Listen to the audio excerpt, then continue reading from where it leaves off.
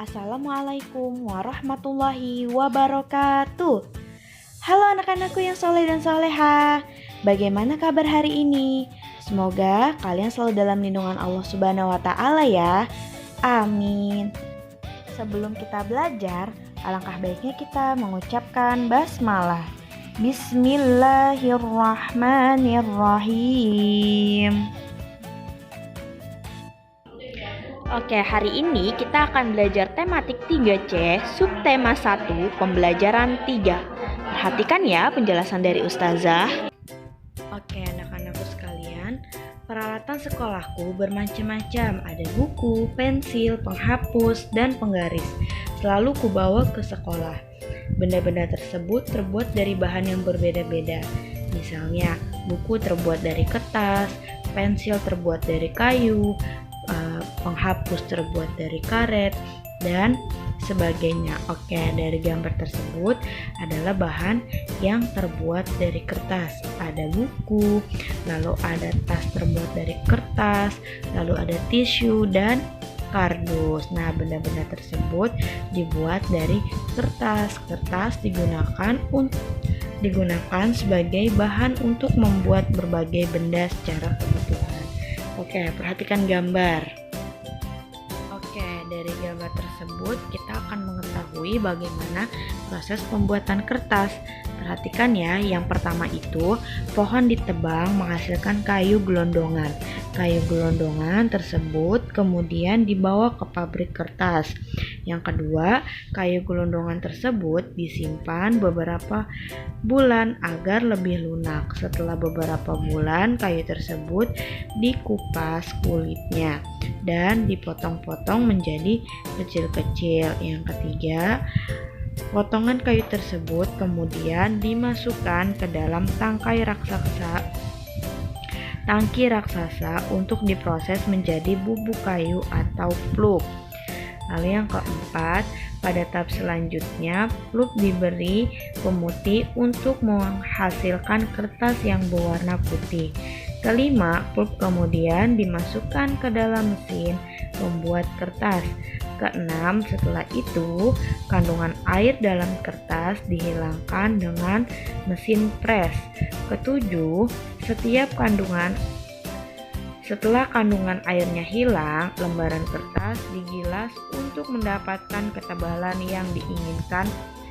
Kertas yang sudah jadi kemudian digunakan menjadi gulungan-gulungan besar. 8. Gulungan-gulungan ini kemudian dipotong menjadi gulungan-gulungan kecil atau lembaran kertas. Nah, kalian bisa baca di halaman 13 ya. Oke, itu adalah proses pembuatan kertas. Kita lanjut ya. Oke, ini adalah berikut merupakan benda-benda yang dihasilkan dari tahapan pembuatan kertas. Urutkan benda-benda berikut sesuai dengan tahap pembuatan kertas. Oke, yang tadi saya bacakan, yang pertama yang mana? Yaitu kayu gelondongan. Yang kedua yaitu potongan kayu kecil-kecil. Lalu apalagi ayo? Pulp atau bubur kertas. Lalu pulp ditambahkan pemutih. Setelah itu apalagi? Yaitu gulungan kertas besar. Lalu ada lembar kertas yang sudah dipotong. Nah, itu adalah urutan benda-benda yang sesuai dengan tahapan dalam pembuatan kertas. Oke, next ya. Ya, kita dapat membuat tulisan papan lembaran kertas dengan jelas menggunakan pulpen. Tinta pulpen mudah diserap oleh kertas. Oleh karena itu, buku tulis terbuat dari lembaran-lembaran kertas. Ukuran buku bermacam-macam. Perhatikan contoh berikut. Di sini ada buku dan juga ada ruangan kelas. Satuan ukuran panjang menyesuaikan dengan benda yang diukur. Ukuran panjang dan lebar buku tulis menggunakan satuan cm atau cm. Satuan ukuran tebal buku tulis menggunakan mm atau mm. Alat ukur yang digunakan untuk mengukur panjang dan tebal buku tulis adalah penggaris. Panjang dan lebar ruangan kelas menggunakan satuan meter. Alat ukur yang digunakan adalah meteran roll besar. Oke, contohnya di sini adalah buku.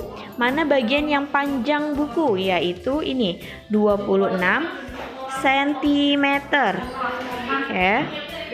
Ini adalah panjang. Lalu tebal buku adalah ini, tebal buku. Yaitu 50 mm. Nah, untuk kelas, mana bagian kelas yang panjang itu? Panjang ini 6 meter. Ini adalah panjang kelas. Lalu lebar kelas adalah 4 meter. Seperti itu ya, Nak. Oke, sampai di sini dimengerti ya.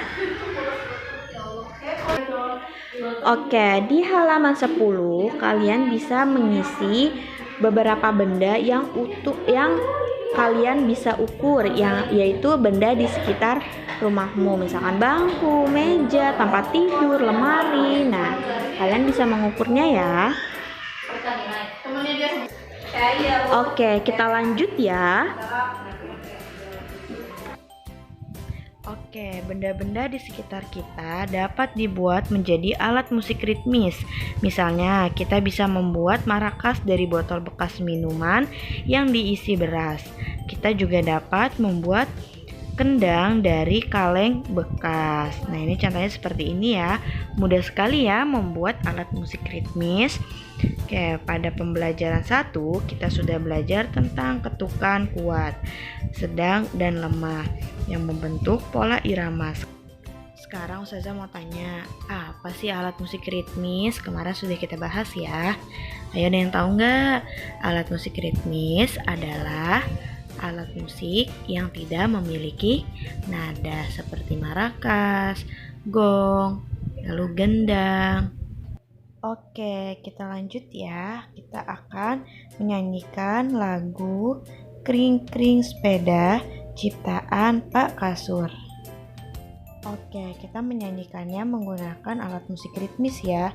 Yaitu kita hanya menggunakan pakai tangan saja. Kita bisa bertepuk tangan atau hentakan kaki.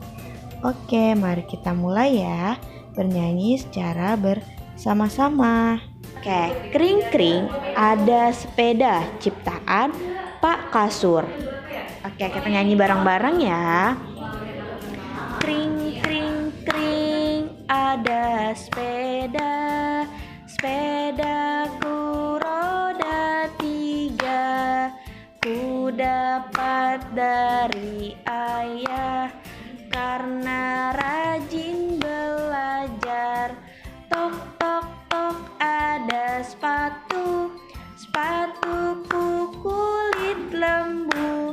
Ku dapat dari ibu karena rajin membantu. Oke, sangat seru ya kita menyanyi secara bersama-sama. Nah, untuk itu sekian dari penjelasan tematik hari ini, pembelajaran 3, dan Ustazah akan memberikan latihan soal ya. Oke, tugasnya latihan soal halaman 17, ayo berlatih. Jika sudah selesai, kalian bisa kirimkan dan foto ke WA Ustazah Lina ya. Untuk itu, sekian dari Ustazah, kurang lebihnya mohon maaf. Wabillahi taufiq wa hidayah. Wassalamualaikum warahmatullahi wabarakatuh.